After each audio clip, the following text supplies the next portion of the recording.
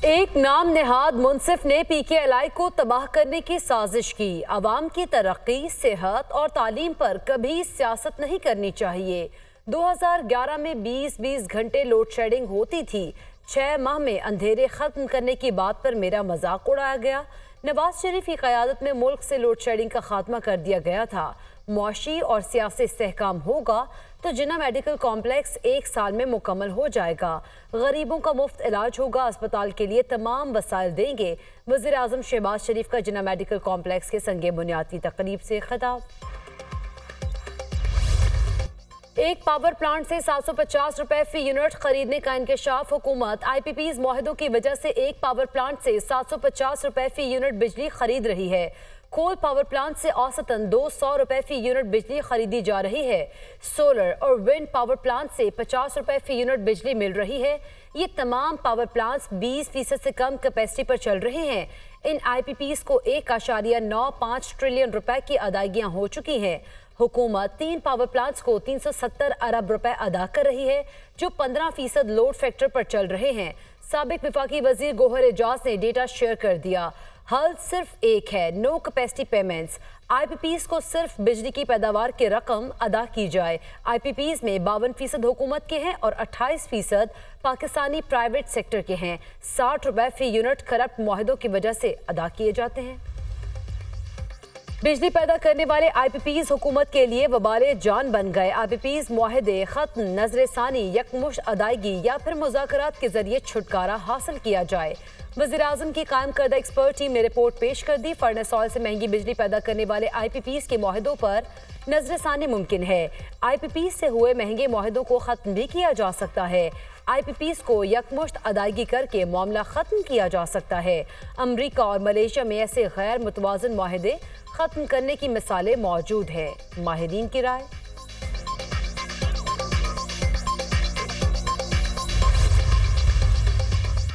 बांग्लादेश की supreme court ने मुलाजमतों का कोटा सिस्टम बहाल करने के हाई कोर्ट के फैसले पर अमल दरामद रोक दिया। हाई कोर्ट ने सरकारी मुलाजमतों में कोटा सिस्टम को बहाल किया था। कोटा सिस्टम के खिलाफ बांग्लादेश में कई रोज से पुरतशद्दुद मुजाहिरों का सिलसिला जारी है। हंगामों को रोकने के लिए लगाए गए कर्फ्यू में तौसी कर दी गई। मुजाहिरीन को देखते ही देखते गोली मारने का हुक्म बरकरार। ढाका की सड़कों पर सिक्योरिटी फोर्सेज का गश्त जारी। इंटरनेट, टेक्स्ट मैसेज और ओवरसीज कॉल सर्विसेज बदस्तूर मुअत्तल। तालीमी इदारे बंद हैं। पुरतशद्दुद मुजाहिरों में 133 अफराद हलाक हो चुके।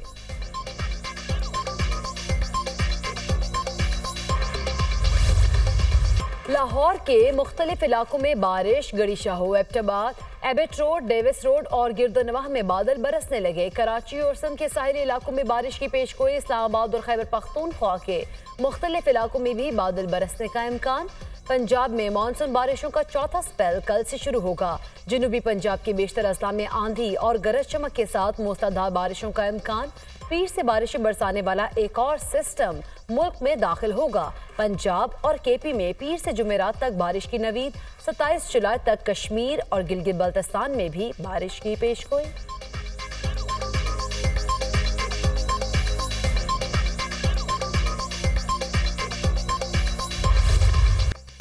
बलोचिस्तान में हालिया बारिशों से मुख्तलिफ वाक़यात में 10 अफराद जान बहक, 31 जख्मी। बारिशों से सूबे के मुख्तलिफ अजला में 89 मकानात को मुकम्मल, 170 को जुज़वी नुकसान पहुंचा। बारिशों के दौरान मजमूई तौर पर 1799 अफराद मुतासिर हुए। बारिशों से 17 किलोमीटर सड़कें जबकि 310 एकड़ ज़रई ज़मीनें मुतासिर। मुतासरा अजला में PDMA और ज़िला इंतज़ामिया की जानिब से इमदादी सरगर्मियाँ जारी।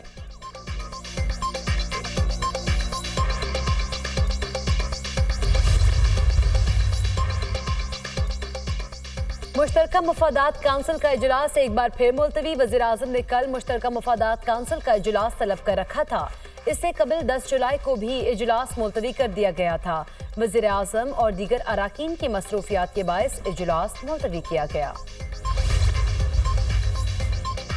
साबिक वफाकी वज़ीर शफकत महमूद का सियासत से रिटायरमेंट का ऐलान। कहते हैं सियासत से अलहदगी का ताल्लुक वक्त और उम्र के तकाजे से है। फैसला न किसी प्रेशर की वजह से है, ना ही किसी और जमात में जाने का इरादा है। अपनी बाकी उम्र तहरीर और तदरीस के लिए वक्फ करना चाहता हूँ। बहुत सोच विचार के बाद सियासत से रिटायर होने का फैसला किया। मुल्क की खिदमत का जज्बा ताहयात रहेगा।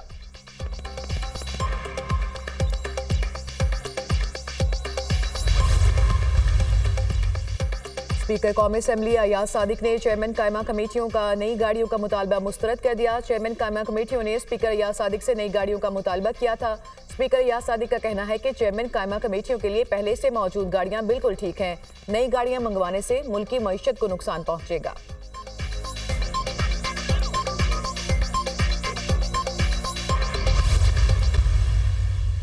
हमने आइंदा जुम्मा पूरे पाकिस्तान में तहरीकी तहफ़्फ़ुज़ आईन पाकिस्तान के तहत एहतजाज का ऐलान किया है। आप सबको ये रिक्वेस्ट है कि आपने इस एहतजाज को कामयाब करना है ताकि दुनिया को पता चले कि यहाँ कौम जिंदा कौम रहती है। तहरीके तहफ़्फ़ुज़ आईन पाकिस्तान के जुमे को मुल्क भर में एहतजाज की कॉल। साबिक स्पीकर असद कैसर ने कहा कि हमारा एहतजाज मुल्क में बिगड़ती अमन अमान की सूरत हाल के खिलाफ होगा। एहतजाज पानी पीटीआई बुशरा बीबी की गिरफ्तारी के खिलाफ होगा। पाकिस्तान के हर तबके को एहतजाज में शरीक होना चाहिए। हमारे अरकान असेंबली को दबाव में लाकर वफादारियां बदलने की कोशिश की जा रही है। सियासी जमातों के खिलाफ क्रैकडाउन जारी है। महंगाई के तूफान ने आवाम को तबाह कर दिया। GDA समेत दीगर सियासी जमातों को भी एहतजाज में शिरकत की दावत।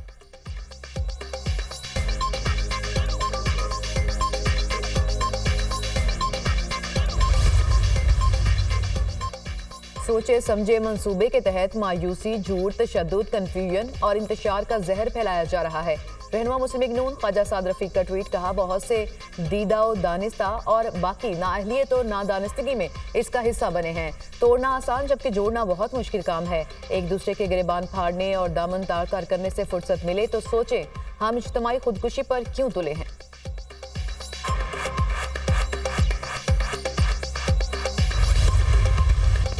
पीटीआई पर पाबंदी का फैसला नून लीग का था। इस बारे में हमसे मुशावरत नहीं की गई। पीपल्स पार्टी तहरीक इंसाफ पर पाबंदी के हवाले से पार्टी इजलास में मशवरा करेगी। जाती तौर पर सियासी जमातों पर पाबंदी को मुनासिब नहीं समझता। 9 मई में मुलव्विस अफराद पर केसेस चलाकर सजाएं दी जाएं। जो जलाओ घेराव में मुलव्विस नहीं उनके खिलाफ कार्रवाई मुनासिब नहीं। गवर्नर पंजाब सरदार सलीम हैदर की मीडिया टॉक।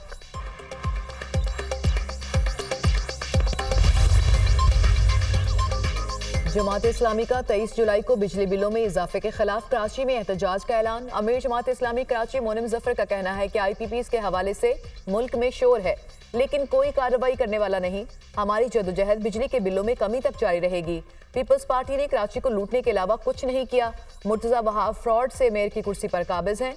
कब्जा मेयर ने नालों की सफाई का काम नहीं कराया।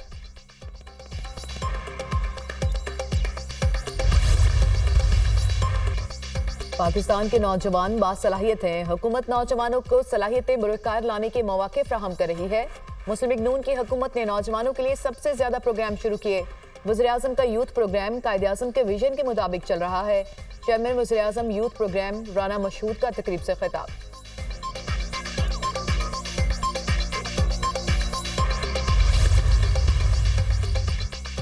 वज़ीर आला पंजाब मरीम नवाज का टेफ्टा प्रोजेक्ट्स में पब्लिक प्राइवेट पार्टनरशिप को फरोग देने का हुक्म। टेफ्टा इदारों में मार्केट की डिमांड के मुताबिक जदीद कोर्सेज पढ़ाने का फैसला। टेफ्टा इदारों में कोरियन, जापानी, जर्मन, चीनी और अरबी लैंग्वेज कोर्सेज भी मुतारिफ कराने की मंजूरी। वज़ीर आला मरीम नवाज की ज़ेर सदारत इजलास। टेफ्टा मैपिंग प्लान को हतमी शक्ल देने के लिए सिफारिशात का जायजा। 9 शहरों में 45 वेल्डिंग वर्कशॉप्स बनाने की मंजूरी। नालालई में पानी के उतार चढ़ाव की पेशगी इतला देने वाला निजाम चोरी। पाकिस्तान मेट्रोलॉजिकल डिपार्टमेंट ने थाना न्यू टाउन में मुकदमा दर्ज करा दिया। खुदकार निजाम 2007 में जापानी इदारे ने नस्ब किया था।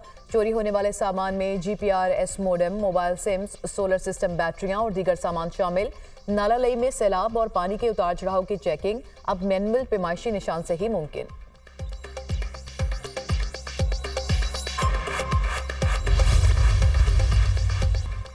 जनरल हॉस्पिटल लाहौर की इमरजेंसी के सामने खातून ने रिक्शे में 2 बच्चियों को जन्म दे दिया। सिक्योरिटी सुपरवाइजर ने खातून की तबीयत खराब होने की इत्तला डॉक्टर्स को दी। मां और बेटियां सेहतमंद हैं। दोनों बच्चियों को नर्सरी में दाखिल करा दिया। Director emergency general hospital. Gaza बेघर फलस्तीनियों के लिए जहन्नुम बन गया। सेहूनी अफवाज की बमबारी और गोलाबारी जारी। इजरायली फोर्सेस ने 24 घंटों में 37 फलस्तीनियों को शहीद, 54 को जख्मी कर दिया। शहदा की मजमूई तादाद 38,919 हो गई। 89,622 अफराद जख्मी हैं। इजरायली फौज का लबनान में हिजबुल्लाह के ठिकानों पर हमले का दावा। हिजबुल्लाह के मुसल्लह ग्रुप की शिमाली इजराइल में जवाबी कार्रवाई, तोपखाने को निशाना बनाया।